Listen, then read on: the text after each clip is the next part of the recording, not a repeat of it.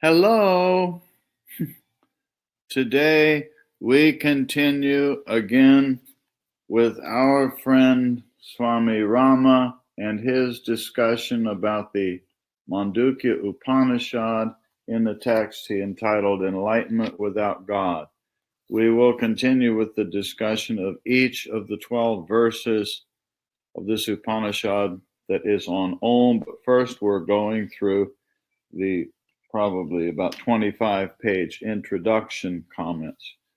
And this little section today is pretty short. It is entitled Mandukya Upanishad. It's only a couple pages describing what this Upanishad is about. It's pretty insightful. It's short, but it is insightful of what this thing is about. Mandukya Upanishad is considered to be more profound than any other Upanishad. It is declared in Mandukya Upanishad that if one studies and practices the teachings of the Mandukya Upanishad, one acquires the knowledge to attain enlightenment. This Upanishad, is not a book of mere mysticism, theology, or scholasticism, but is a sound philosophical scripture. Hi, Raj.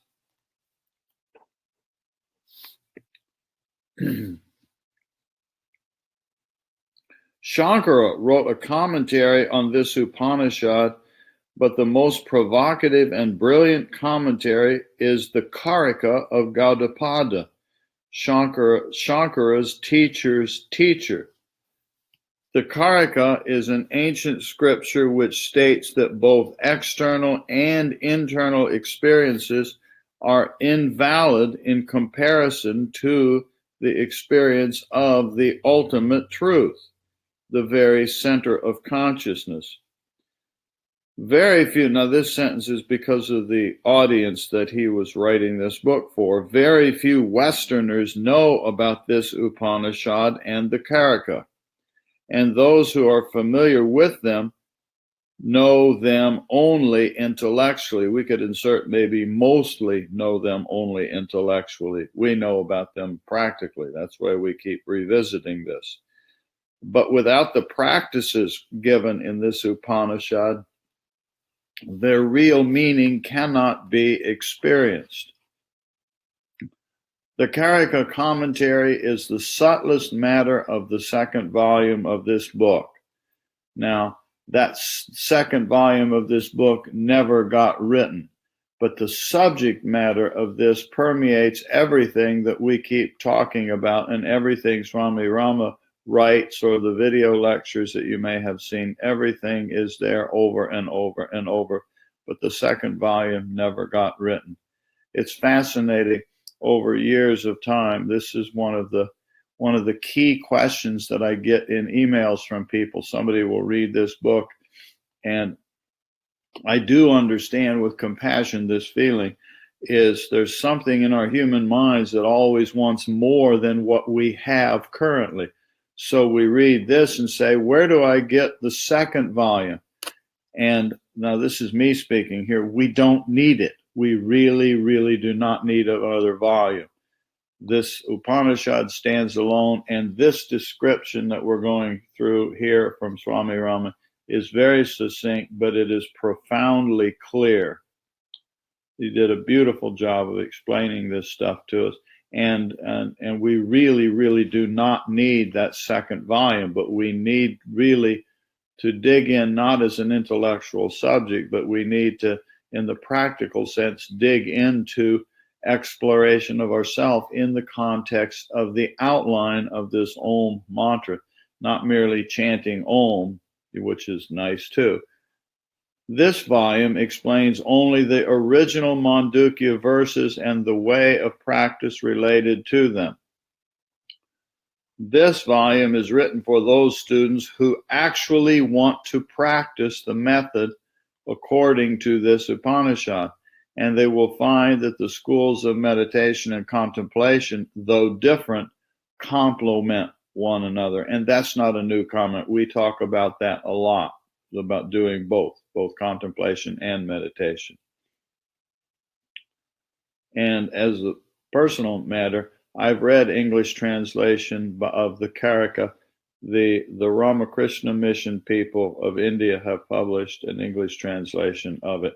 And when I read the Karika and I read this that Swami Rama put here, this that Swamiji explained here is at least as clear as Gaudapada's Karika, if not more so, because it's written in current times.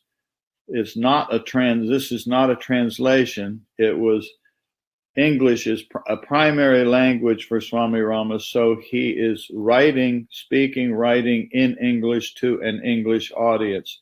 So he writes it in a way that is very understandable. The translators that did the Gaudapada's Karika of the Ramakrishna Mission did a beautiful job with it. I mean, it's very accessible to us who are English speakers. But this is, in my opinion, my experience with it, this that we have here is at least as good, if not better, than Gaudapada's Karika as far as being useful for us. But we have to dig into it. We have to live it. This Upanishad discusses the nature of the material and mental worlds, the nature of consciousness, and the meaning of causality.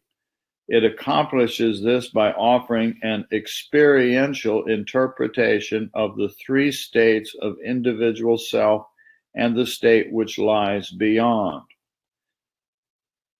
These three states of the individual self are, I'm going to read these, and these are things that it's not a requirement, but hi, Roseanne.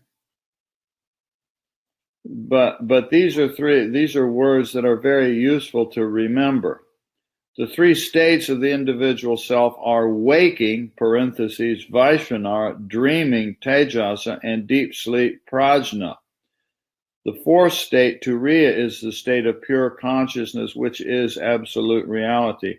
Now here I will note for you that the way he wrote this here, keeping in mind the audience that he's writing it to, the terms Vaishnavar, Tejasa, and Prajna actually are the names of the level of consciousness. Vaishnavar is not actually waking, Tejasa is not actually dreaming, Prajna is not actually deep sleep. Waking, dreaming, deep sleep are Jagrat, Swapnu, and Sushupti. Those are the words. So you and I do waking state of consciousness, Jagrat, in the plane of reality called Vaishnavar.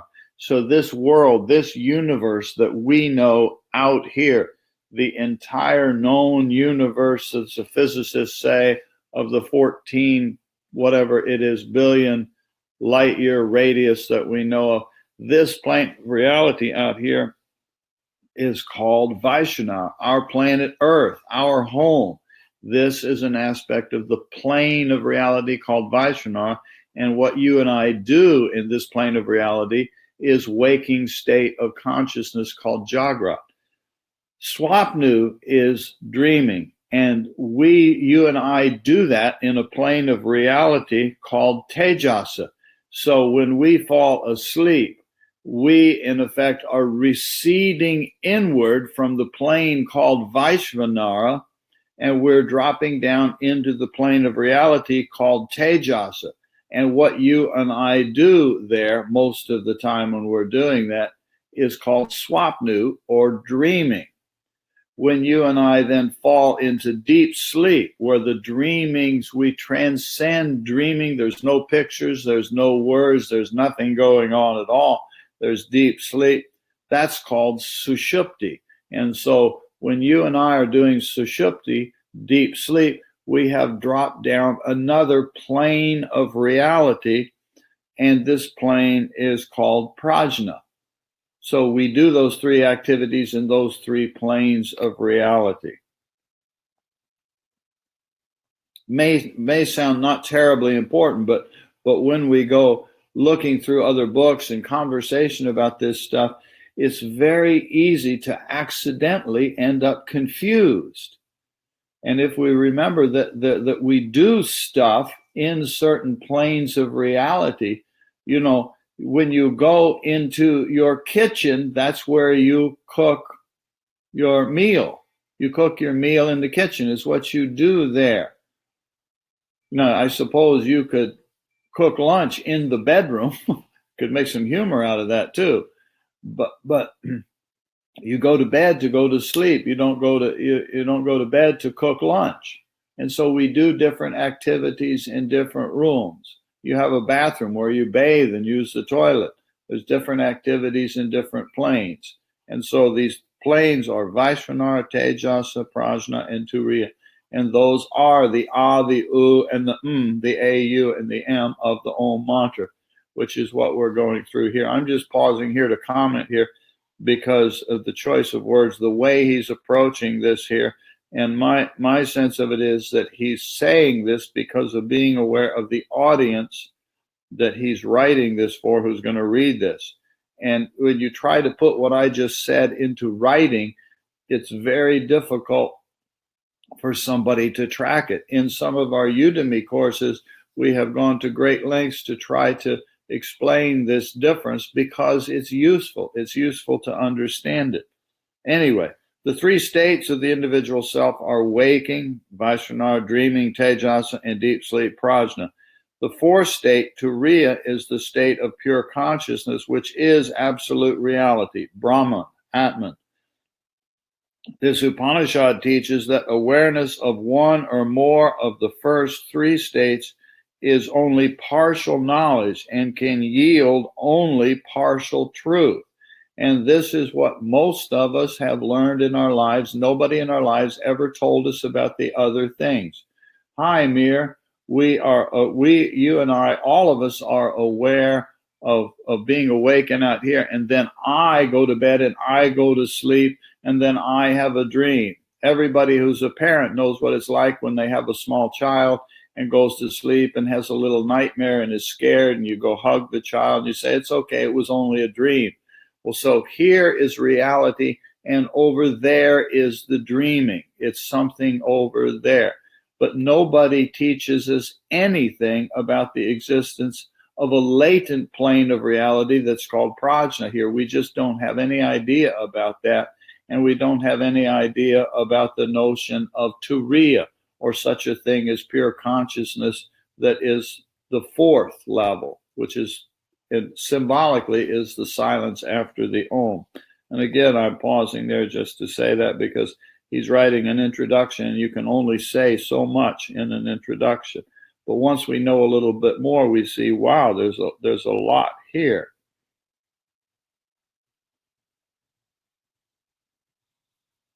This Upanishad teaches that awareness of one or more of the first three states is only partial knowledge and can yield only partial truth. Progressively gaining knowledge of more subtle states, their nature, purpose, and functioning in daily life is the natural process of human growth. And the natural process of human growth, meaning in the yogic context, what we're talking about. It's not limited to mere growth out here in the plane of reality called Vaishvanara. Out here in the plane of reality called Vaishvanara, we all know growth to be what happens to a baby that grows up and learns how to function in this world out here. And this is called reality. We all know that, but that's what we're trained in. But human growth actually means to not go more primitive, but to go to the ground from which all of these levels emerge, which is the level of the Turiya and the pure consciousness. And I'll just, a slight comment in here, I'll insert that this is basically the reason that it's acceptable to entitle this book Enlightenment Without God, because it's not anti-God, it's not anti-religion, that's not the point. But the point here is that this is moving through levels of consciousness of our own being. It's not about me here and God there. So that's sort of a subtler, different issue. It's not a criticism, and it's not anti. Progressively gaining knowledge of more subtle states, their nature, purpose, and functioning in daily life is the natural process of human growth. But knowledge of the absolute truth is realized only when one has attained the fourth state, pure consciousness. And none of us can go seek that out or realize it if we've never heard of it. So we are in families and cultures and churches and schools where nobody even acknowledges or talks about this, so we can't learn it. This Upanishad describes a framework that the individual can use to reinterpret the data from the first three states and understand the actual underlying truth hidden within the apparent reality. The apparent reality is this Vaishnava out here, and we want to find out what's underneath that. It also describes how the eternal sound Om represents the entire universe, and how Om relates to the four states of consciousness. It's quite a journey. It's a long journey. It doesn't happen in one reading of a little book. This is why we have to do so much effort internally to do the introspection to gain the insight. Three sounds constitute Om, just as various states constitute consciousness. A, or A, is the waking state. It is the waking state. Remember I said Jagrat, Swapna, Sushupti, the states of waking, dreaming, and deep sleep, and the planes of reality in which we do that is Vaishnava, Tejasa, and Prajna. Now note here that there's a parallel, and this too is one of those concepts that's initially very difficult to understand. Once you get the aha, it's tremendously simple. Is that the ah, the u, and the when you say Om, if I just say Om, I don't have to say Om. I don't have to say it long with three parts. Om, just simple Om, the simple Om. Note that the three parts are there. If I just say Om, there, it starts with sound. In the middle, there is U. Even if I say Om, there's the just O sound in the middle. And it ends when the lips close.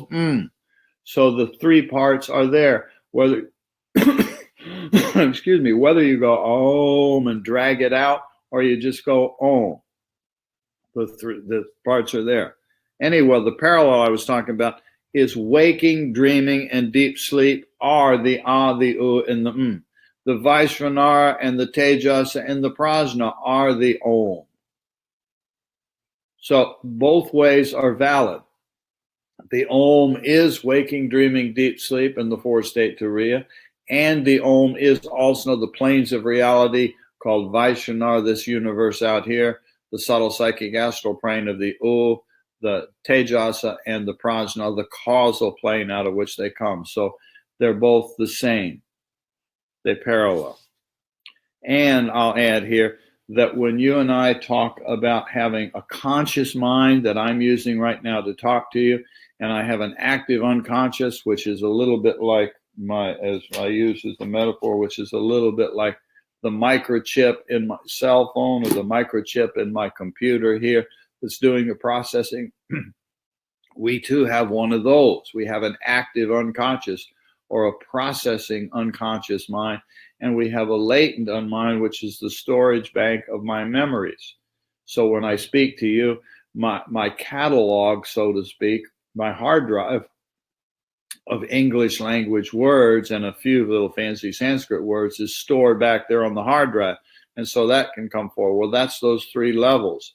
There's the conscious mind I'm using out here. There's the active unconscious, the microprocessor, so to speak. And there's the hard drive back there that is the memory place. Well, that too is the the U, and the I'm just pausing here to say this. And remember, we're reading an introduction to this thing, and you can only say so much. But I want you to understand the introduction, get some subtler meaning of the introduction. So Swamiji says here, Three sounds constitute Om, just as various states constitute consciousness. A or Ah is the waking state, U or U is the dreaming state, and or M is the sleeping state. The fourth state is the silence following the preceding three states. Now note here that the word silence, that's because when we say it out here, we say Om, we say Om. They are out here. They can be heard. So there, when we say silence, the simple act of the physical world silence out here that comes after the Om is symbolic.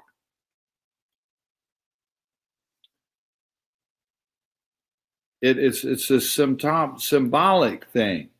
There, it refers to a meaning, just like Ah refers to waking, U refers to dreaming, and refers to this deep sleep state. They are names, you know. The mantra pen refers to this little object here. The word book refers to this thing here. The Ah, the U, and the are names for Vaishnavar, Tejasa, and Prajna, and waking, dreaming, deep sleep, all of that sort of stuff. So the silence, that in the simple sense of silence, as you and I know silence of you know, just not speaking, that silence is a symbolic name of a reality associated with it. It's the purpose of that is not merely to stop talking. That may be part of it, but that silence is the symbolic name, if you will, of that. Just like Ah is the name of Vaishnavar, U is the symbolic reference to that subtle psychic astral plane dreaming state, subtle. And refers, the M, the closing lips, is the name of the sleeping state. Okay? The fourth state is the silence following the preceding three. Contrary to the dictum of modern linguistics, which states that the word is not the thing, the philosophy of sound explained in this Upanishad goes deeper to a more subtle level in which the sound is identical to the object. Now that's a very difficult, hi Nelly, that's a very difficult concept there to hold on to, but just sit with it, and gradually as we live with these levels over an extended period of time, we realize that there's something to it, that this universe manifests out of consciousness, and there is something to do with vibration, and it literally manifests outward in this kind of way. The stages of human growth, consciousness, and the eternal sound Om can be clarified by an analogy. When I first was hearing this analogy, I thought this was really stupid, and I thought it was a complete waste of time. It just seemed to be an intellectual little game. I'm just admitting that to you, that it took hanging out with this over a considerable period of time to realize, wow, it really is an elegantly simple analogy. The view one can see from the ground floor of a mansion is likened to the experience of the waking state, the A. The broad perspective of the second story is likened to the experience of the dreaming state, U or U.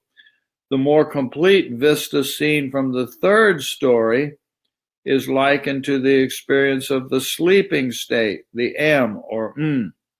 But the entire panorama beheld from the roof is like the experience of the fourth state of silence or Turiya. And remember that silence is like a name. The silence actually refers to the state of pure consciousness that is not reduced down to activities and gross world and pictures and words and all that sort of stuff. From this point of view, the roof, one realizes that Om is the entire mansion, whereas the letters A, U, and M, or the A, the U, and the M, are only the individual stories, the individual floors of the building. Ordinary human experience is defined by concepts of space, causation, and time, with its three conditions: past, present, and future. This structure restricts human experience to the external world and does not encompass the full territory of human existence. Another comment here. This notion of past, present, and future, and the triad of space, causation, and time, those are characteristic of this plane of reality called Vaishnara, what you and I commonly know as the waking state using the conscious mind. That's what we're doing right now to have a conversation. Time, space, and causation operate out here. The notions of past, present, and future operate out here. When we go to the inner realms, they do not operate there. Notice from your own experience, when you are laying in bed and you have a dream, you can be, Mir right now is sitting there in Tanzania, in Africa. Nellie is sitting in the Netherlands. Roseanne is sitting in Brazil. Rosalind is, I don't know where you are now, New York or Pennsylvania or something like that. But if you lay down and you go into the dream realm, and I do that too, you can instantly come here in the dream. We all know this. We can instantly move anywhere. This notion of space and location, of being in this country or over there, vanishes in the dream realm. Notice in the dream state, the time gets very, very goofed up. You can instantly, in the dream state, instantly in your mind, be back 20 years ago, having it, reliving an experience. You can instantly project out and be at some future time. We could all be together, meeting with Nellie over there in Netherlands. If we all want to do that out here, we have to get airplane tickets and go through a whole bunch of security and a whole bunch of headaches to do that out here in the plane called Vaishnava. But in the dream realm, space is very, very easy, and it takes no time to do it. And the chain of causation that requires that I get on my computer and I book my airline ticket and I do all of this. See, that's causation. I have to do this and this and this and this. I have to get a ride in a car to go to the airport, and I have to do all that stuff. I have to, if I'm going from here and I'm going to visit Mir in Tanzania, I have to get on an airplane here and ride to Atlanta. Then I have to go somewhere in Europe, and then I have to go I have to do that. All of that is part of the process of causation. Time, space, and causation. Note that time, space, and causation, and this notion of past, present, and future, which is time, exists out here in Vaishnava when you and I are in the waking state. But that collapses or disappears in those other levels and layers of being. That's the notion being talked about there.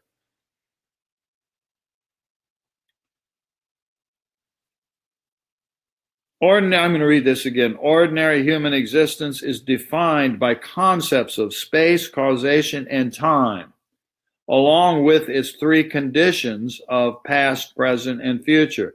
This structure restricts human experience to the external world and does not encompass the full territory of human existence, which is all of these levels. But the Mandukya provides a comprehensive map for the inward journey that shows the individual the way from the mundane to the eternal. The mundane is this Vaishnava out here. Philly area. Okay, yeah, I sort of forgot where you are. Yeah, so the mundane is this Vaishnava out here where you and I are in the waking state of consciousness, and we're using the conscious mind. We're also using the active unconscious and the latent unconscious, but those are out of view. Provides a comprehensive map for the inward journey that shows the individual the way from the mundane to the eternal. And the eternal is that reality called Turiya, the fourth state. 1, 2, 3, 4. That's the meaning of Turiya, is the fourth. So there's waking, dreaming, deep state, and the fourth is Turiya. And the name, so to speak, of that is the silence after the Om. That's the referential terminology for that. The referential terminology for Vaishnavar is the A of Om. The referential terminology for Tejasa, that subtle realm, is the U of Om. The referential terminology for that causal plane of universe, that latent part, is the M of Om. The referential terminology for that absolute reality, ultimate reality, is literally the silence. So it's not this silence business. I know I'm being repetitive, but remember, this silence business is not merely pratyahara, the suspension of the use of the indriyas of speech. It is that, but it's beyond that. It's actually the silence itself. You probably never thought about this before, but the silence itself is a referential terminology, if you will. It is a name of that fourth reality. The name of that reality is silence. And then what we have to do is go discover it in direct experience. It's not merely an intellectual understanding of that silence is somehow better than talking. Nothing wrong with talking. Talking works great out here in the plane of reality called Vaishnavar. Out here in Vaishnavar, when you and I are in the waking state and we want to have a conversation, want to communicate, language is very, very useful. But at that fourth level, silence is the name of that plane of reality. The whole of Advaita non-dual philosophy is encapsulated in these 12 short verses or shrutis. This Upanishad presents the monistic view, Advaita, which is beyond dualism and points out the unity within the apparent diversity. Everything out here in Vaishnavar, we all know this. You look around, my IPV, I don't know what that meant. I just saw Nelly. Whoops, I got a whole bunch of stuff there. My IPVPNH, I don't know what that means, Nelly. So anyway, it's a level of existence, or it is the reality. It's both. That, Rosalind, it's a very good point you're raising there. The question you're raising, it's a very important point. It is a level of existence or the reality. We speak of it as if it's a level, hence it's called the fourth, because it's the 1, 2, 3, 4. We speak of it as if it is the fourth, because on the journey inward, this is the way you and I experience it. We experience that we're going from the ground floor to the second floor to the third floor to the roof of the building. We experience it that way. Once we get on the roof, remember the symbolic story, once you get on the roof, you realize that, wait a minute, it really is all encompassing. And it is, as you wrote, capital T, capital H, capital E, reality. It is the reality. But to talk about it out here, or to write a book about it, or to write the 12 verses of the Upanishads, to communicate about this out here. Remember, Gaudapada was the grandmaster of Shankara, just picking an example. And so when Shankara went looking for a teacher, he found Gaudapada, and Gaudapada was a very old dude at the time. And Gaudapada says, I'm too old now to be your teacher. This is just his physical body. He said, go to my student Govindapada, and he will teach you. So Shankara went to Govindapada, and Govindapada explained all this stuff to him. But Gaudapada, the grandmaster of Shankara, had written this Karika text, which was a further elaboration on the Mandukya Upanishad, which had been written unknown date a long, long time before that. I hope I didn't detour too far off of that. But anyway, the question you're raising, Rosalind, is beautiful. It's right on track. So the Turiya is both. You and I experience it on the journey inward. And another way of holding that is that you and I take the inward journey. This is our inward journey that we all keep talking about. The journey inward is from here's Vaishnav, here's Tejasa, here's Prajna, and over here is Turiya. When we take that journey inward to the question mark, what I call a question mark, there is where we discover the capital S self. And that capital S self, fancy word, is Atman, or another word is Purusha. And all Purusha has the root, the word of Purusha is Pura, which means city, like New York City. And so Purusha is Atman dwelling in the city of life. It means exactly the same thing, except it's referring to it as being that which is living out in all of these three cities. And so that it can be called Atman, or it can be called Purusha. And that's what you and I discover on the journey inward. The first discovery on that journey inward is we say, wow, wow, wow. I have discovered the pure consciousness. The next, now this is where language gets real sloppy. Then yes, encompasses all. The next level of insight, and it's not a level at all, but we use language like that.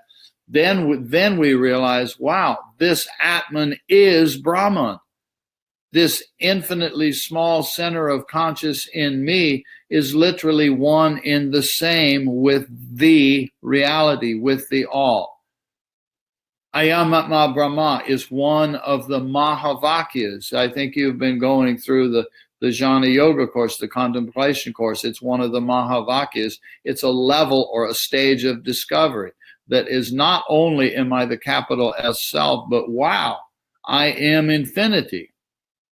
And if we just say this out here, it sounds in the plane of Vaishnava to just talk about this without putting on our yogi caps and listening and pondering very, very carefully, it just sounds goofy.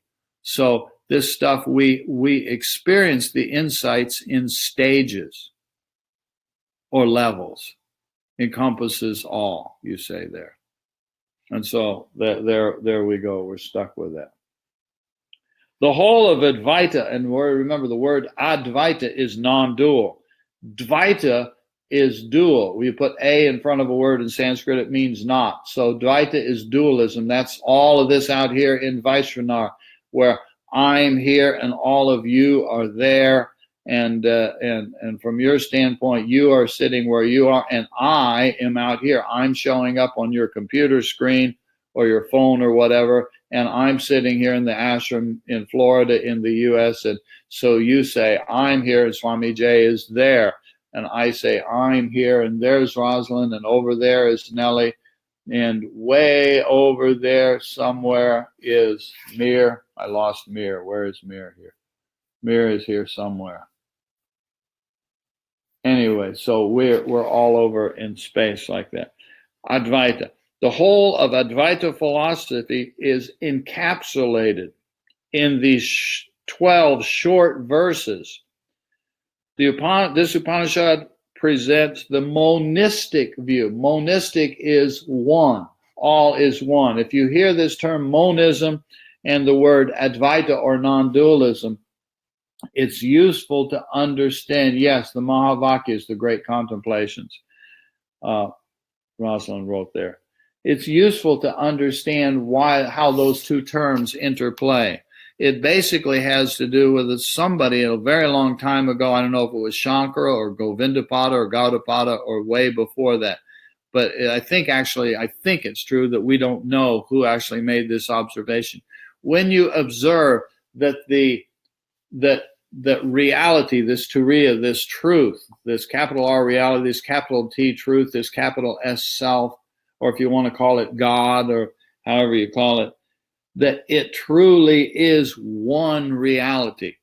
And then you say, well, please, sir, Mr. or Miss Teacher, explain to me what this is. And the teacher says over and over, says, it's indescribable. You cannot describe this infinite oneness. Well, give me some idea.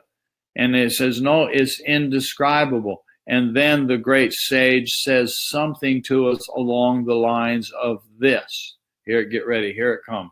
It says, it is indescribable. It's only one reality. But the only one thing that we can say for sure about it is that it is not two. So as you look out at the world, or as you look within, wherever you find two, that's not it. It is non-dual. So this is another way of saying why it is on the inward journey we cultivate viveka, discernment, so that we can get past the avidya, so that whatever internally we experience when we sit on our butt for meditation, whatever you experience, you understand that it is not self. And it's not a philosophical, intellectual comment like it sounds like I'm making right now. This is what we are actually doing when we sit on our butt for meditation. And we go through Patanjali Yoga Sutras, and we talk about levels or stages of meditation as we go inward. We do all of that stuff. Yes, we do that. But it's not that those details are terribly important. So you look at chapter 3 of Yoga Sutras, you can do samadhi on the indriyas, you can do samadhi on the ability to see. You can do samadhi on the element of earth and water and fire and air and space. And it looks like, wow, this is really confusing and complicated, because I have to analyze all these components of my inner world. But there's a simplicity to it. The principle is, wherever you find that there appears to be an I, and I am observing something, that is in the plane of duality, in the plane of two. And wherever you experience two, drop it, because it's not one. So the sage explains this to the students. Look, you cannot explain one. Oneness cannot be explained. And if we can say anything at all we can say is that wherever you find two, that's not it. Keep going. Don't pause anywhere where you find two. Wherever you find a me and an other, don't stop there. Keep going. That's the principle of it.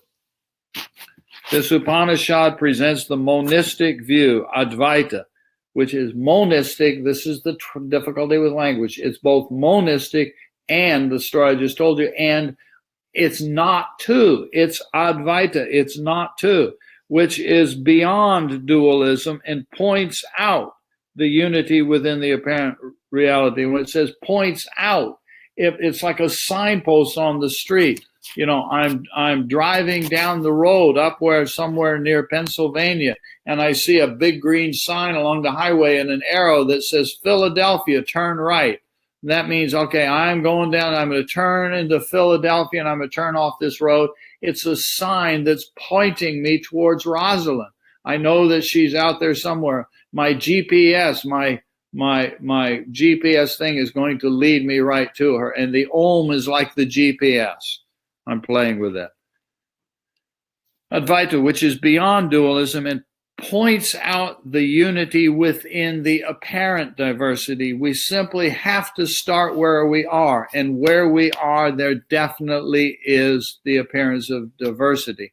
I'm sitting here, and here I'm sitting in the living room of the ashram. There appears to be an ashram. There appears to be a town here. There appears to be a road out there. There appears to be chairs here. I appear to be alone here this morning. There does not appear to be another human being in here with me. Who knows who might be sitting here with me? There appears to be a computer in front of me. There appears to be a Meridell. Hello, Meridell. There appears to be a Meridell and a Nellie and a Rosalind and a Mir and whoever else is here. There appears to be a you out there, and there appears to be a me here. That is the apparent diversity. And so there is no conflict. Never allow this to throw you off. It can be confusing if we're trying to merely understand this stuff intellectually. But we have to listen to our inner intelligence, which every one of us has, that can smile over this and say, oh, of course this is obvious. Of course it's obvious that there is unity within diversity. Or said differently, that it is obvious that there is diversity within the unity as a core principle of your own personal philosophy of life. Do you have the inner sense that there is oneness? Do you have an inner intuition that there is one reality, one divine, one God, if you like to use that word, whatever word you want to use? The text here is enlightenment without God. but you can throw in the word God if you want. Do you have an inner intuition or best guess that there is one? Well, if the answer to that is yes, I have a sense that there is one reality. Here's a funny comment that I hear people say. There is one reality because we are all connected. Listen to the flaw in that thinking. There is one because we are connected. If we are going to have things connected, of necessity there has to be duality. If I say, well, my 5 fingers or my 4 fingers in the thumb are connected, here, I'm going to connect them. Now they are connected. No, they are connected because they're all part of one hand. They have never been anything other than connected. And so there is the notion of diversity and oneness go together. They are not conflictual philosophies. So this Upanishad presents the monistic view, Advaita, non-dualism, which is beyond dualism and points out the unity within apparent diversity. And all of this is mapped out by the Om. A fundamental concept of Tantra philosophy, the relationship of mantra sound and yantra form, is also described in the Mandukya. And if you want to get that to make a little more sense, go through the course that we made called Blending Yoga, Vedanta, and Tantra. Many people see them as completely separate things, not in this tradition. That's not the orientation. There is only unity, and there is, of course, the appearance of diversity. And so you look at this one way. You look at this one way, and you follow it inward, and you find Atman, and then you find the discovery, oh, I am Atma Brahma. Atman and Brahman are one of the same. Another view of the same thing, so it's the 1, 2, 3, 4th state called Turiya, counting inward called 4. Or we can sit out here and from the tantric rendering, from the subtlest viewpoint of Tantra, we can say, well, within this world of 3 planes of reality, 3 floors on the building, there is one that is dwelling in all 3. That is called Tripura. So it's the one that dwells in this and this and this. The one dwells in Vaishnavar, the one dwells in Tejasa, the one dwells in Prajna, and it stands alone as its own thing. So note there's 2 ways of saying it. One, it is the 1, 2, 3, 4th plane of reality, which is called Turiya. Or I can say, well, this is the one that dwells outward in these 3 planes of reality, and that's called Tripura. Big fancy word for that is Maha Tripura Sundari. Sundari means absolutely awesome, beautiful, most elegant, most grand, most beautiful thing in the entire universe. Maha means great or greatest. So Maha Tripura Sundari means the greatest, most beautiful one that dwells in the 3. And that's the tantric rendering. And so the pinnacle of Tantra is that Shiva and Shakti are one and the same, and where Shiva is the pure potential, and it manifests outward through what we, for convenience sake, call the feminine or Shakti, and then she manifests out as these planes of reality, and sometimes we call that Divine Mother. If we understand all this, yes, where is the conflict? Or as you say, there is none. That's exactly the point, Rosalind. There is no conflict. But Rosalind poses the question here. That I haven't been pushing the button very good here, but where is the conflict? And we gradually come to see there is no conflict. A fundamental concept of Tantra philosophy, the relationship of mantra, sound, and yantra form, is also described in Mandukya. Here's 3 words that you'll enjoy that isn't right here. Mantra, yantra, and tantra. Mantra has to do with sound. Yantra, we see pictures of yantras. There's a Sri yantra up over my head there on the wall behind this thing. There's a Sri yantra there. But yantra has to do with light. Mantra has to do with sound. Yantra has to do with light. Tantra has to do with the interplay of sound and light, and they dance together, and Shiva and Shakti dance together. It's a symbolic term. There are not two separate beings. There's not a god and a goddess up in heaven or somewhere, and the two of them are sort of dancing together on a Saturday night. That's not what's going on. We use those stories as metaphors. Shiva and Shakti are literally one and the same. My favorite metaphor is it's like the ink that's on this thing. The ink, you shape it out, you spread it out one way, and here the ink says breath, and here the ink says body, and here the ink says conscious mind. But it's the same ink. When this card was printed, the ink came out of the same ink container. It's the same liquid ink that somehow got put on this card. The ink is Shiva, and the shaping of the words into body, breath, and mind is Shakti. It's the manifesting. So Shiva and Shakti literally are one and the same. So if you want to find Shiva, where do you find it? Everywhere. All of this out here is nothing but Shiva. And that means I am Shiva. So we got a mantra called Shivoham. I am Shiva. If I say I am Shiva, what I am saying is that I, as Shiva, as pure potential, have manifested outward here as a Swami J. And that manifesting process out here as a Swami J is called Shakti. But never are Shiva and Shakti actually separate. They just never are separate. And none of this is separate anyway. Mantra, yantra, and tantra, I thought you'd enjoy that, is also described in the Mandukya, or we could say pointed to in Mandukya, because it's described in yoga, in Mandukya, because it's in these levels. It's a fair word to say it's described, but most of us think the word description means, well, show me the paragraphs that literally describe this in the language of Tantra. And that's not there. It's implied.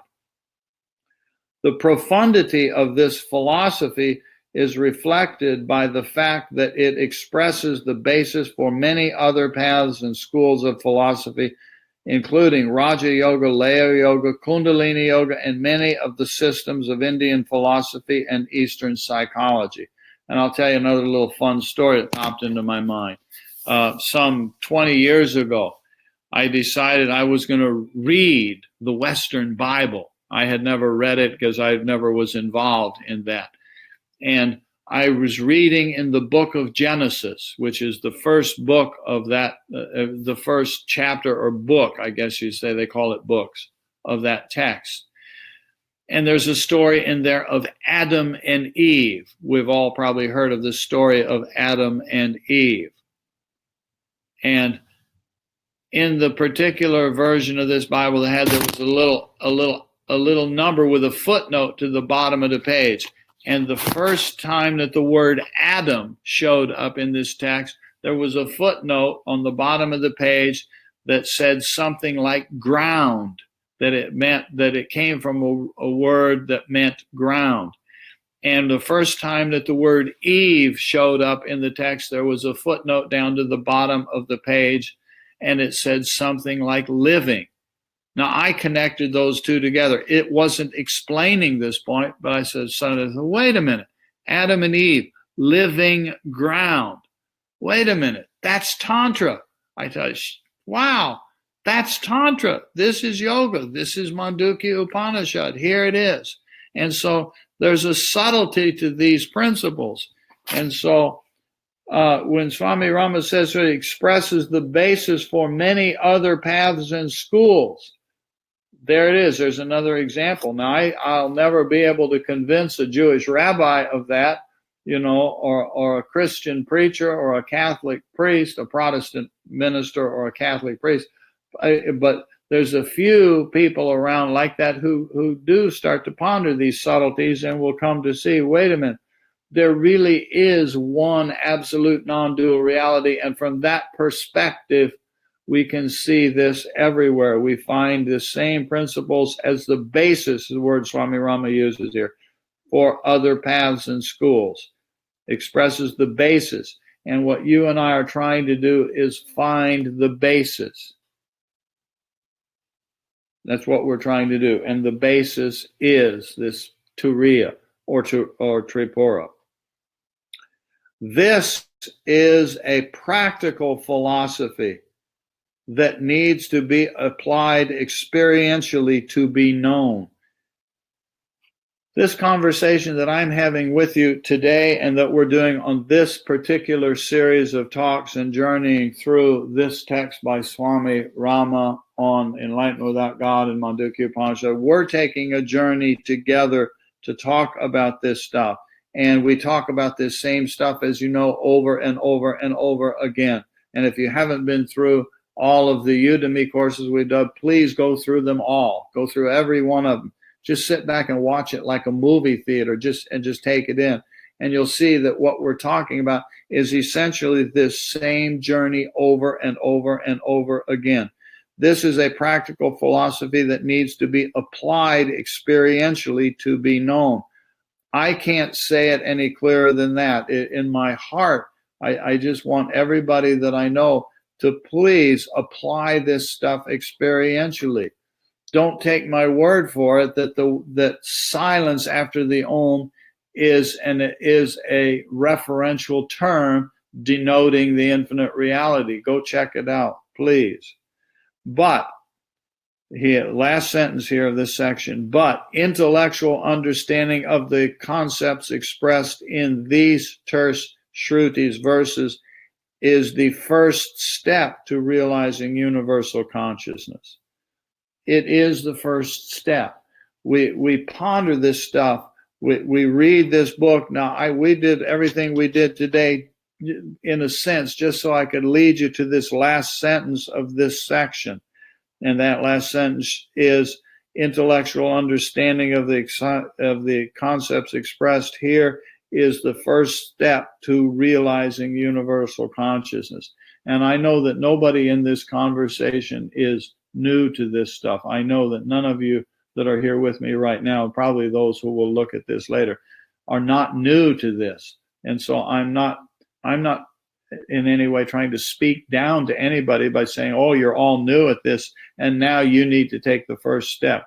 We all know, I think that we in this conversation all know the principle of first step. And so we keep reviewing over and over and over and over again this notion of what's the basic, what is the first step I need to do. Okay, I do need to have an intellectual understanding of this stuff. This is why earlier in this conversation today, I mentioned to you that remembering or memorizing or writing down on a note paper the terms Vaishvanara, Tejasa, Prajna, and Turiya will be very, very useful.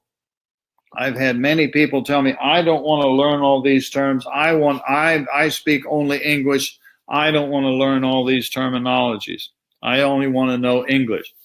Well, we gain something by learning the new words, because the word in your mind, in your mental training, your conditioning in this lifetime, you have virtually zero conditioning around the term Vaishvanara. So why not start with a new word? You have no conditioning regarding the word Tejasa. You have no conditioning regarding the word Prajna, and you have no conditioning regarding the word Turiya. So if you start over with new words, you can write them down. You say, okay, I'm going to explore and discover what the sages mean by Vaishvanara, Tejasa, Prajna, and Turiya. I'm going to explore and discover what they mean. I'm not going to merely try to translate them into English. This is the problem. The first thing I read today is where Swami Rama wrote this on the basis of the audience that was going to be reading the book. So he says, Vaishnava, parentheses, waking, Tejasa, parentheses, dreaming, Prajna, parentheses, sleeping. And I understand that that's the way you put the book together. And the tradition that we're talking about is oral tradition. We have this modern technology, so I get to sit here in the ashram and have a conversation with you, but this is oral. And I'm talking to you, as you know, with some passion over this thing.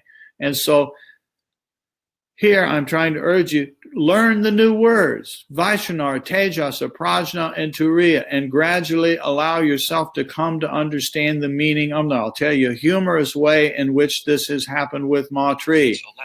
And she made this up, not me. And after this was some years ago, and it started happening that, we start the day here in the morning at 6 o'clock every morning with a few mantras together, and then a meditation time, and then we have some breakfast together. But in the transition from the meditation room into the dining room to have breakfast together, very often, I don't remember literally the first time she did this, but somewhere along the way, Maitri said to me, "Good morning, welcome to Vaishvanara." And she started laughing. And it has become a very useful, playful, fun way for her to memorize this Vaishvanara, Tejasa, Prajna, and Turiya. And so I picked up on it too. So we say to each other, "Welcome to Vaishvanara, welcome to Vaishvanara." And when it's the end of the day, say, I'm going to Tejasa. Bye. Okay, bye. Which means I'm going to lay my head down and I'm going to go dream about mantra. I'm going to go dream about Om. Or I'm going to go do yoga nidra. Say, I'm going to go visit Prajna. Because this is yoga nidra is conscious awareness of prajna, because in the level of prajna there's no pictures, there's no words, there's no time, space, or causation, there's no experience of the sequencing of past, present, future. Anyway, welcome to Vaishvanara, zero conditioning. Anyway, yes, it is beautiful. Ra says Shiva and Shakti, and Mir says it's beautiful, and Ra says it's zero conditioning. And that's Turiya. Turiya has no conditioning. There's nothing wrong with conditionings. The conditionings, the samskaras that we keep talking about, are stored in that prajna level. There's nothing wrong with having them. They are the very things that allow you to be the charming Rosalind that you are. Without those conditionings, there would be no Rosalind. There's nothing wrong with having a Rosalind. There's nothing wrong with having a Mir. Nothing wrong with either one of them. Nothing wrong with having a Swami J. I get to be a Swami J, you get to be a Rosalind, and you get to be a Mir, and we get to hang out together. And that's kind of fun. There's nothing wrong with the prajna level. That's where our samskaras are. The reason that they seem to be obstacles is because on the journey inward, they won't let us get to the roof of the building. They keep saying, don't go beyond me. Stay in the 3 floors of the building. Don't go up there. Don't go up there. You don't want to go up there. It's dangerous up there on the roof. Don't go get up on the roof of the building. It's habit. It's attachment. There's nothing wrong with having conditionings. It allows us to be the individual, charming, wonderful people that we are. Nothing wrong with that. But the problem is we have fallen asleep. We have got it backwards. We call this that we're doing out here awake. The yogis say, no, this is not called awake. This is actually called asleep. We have come out into Vaishvanara and we have fallen asleep into Vaishvanara. And I think that who I am is this body and this personality and my country and my label and my degrees and my job and all of this sort of stuff. So the yogis say, wake up, awaken. I have it on the wall over there. I have a big sign over there. If some of you have not said, I'll post a picture of that. I haven't posted in a while, of the wake up sign. I put a wake up sign on the wall some years ago, 15 years ago, like that. And a little while later, I realized, who am I to put a big sign on the wall telling people to wake up? People want to stay asleep. They have a right to stay asleep. So I had another little sign on the bottom that says, or do whatever you wish to do. And it's still there. Stay asleep if we want. We don't want to stay asleep. We want to wake up. Anyway, so thank you for playing. To be continued next time. There's another section coming up that's called Philosophy, Not Religion. And that's pretty good too. We're still going through this approximately 25-page introduction here. I don't know if I showed you this before, but I said, wake up. If the sages say wake up. Swami Rama divided this book into 2 chapters. Chapter 2 is the 12 verses. Chapter 1 is what we're doing right now, and it's called Awakening. This is what we're doing. We're still in chapter 1. The whole book only has 2 chapters. Chapter 1 is Awakening, which is part of what we're doing today. And chapter 2 is the enumeration of the 12 verses and some discussion of that. So we'll go through it all. Time to out a free reminding on the wall here. Yes, we needed a good free. Let's let Roseanne's free be the last word. Thank you all for playing. Thank you for visiting and for typing in the box, because it does help to be able to carry on this. It makes it a conversation and not only just me carrying on. But thank you for allowing me to carry on. All to be continued. Have a wonderful, wonderful, wonderful meditation and a wonderful contemplation. And enjoy your journey to the roof of the building. Okay? Bye-bye. I'm going to push the button, Roz. Here it goes. Okay, here we go. There, I pushed the first. I have to push 2 buttons actually. Now I'm going to push the final button. Silence after Om. Remember, silence after Om.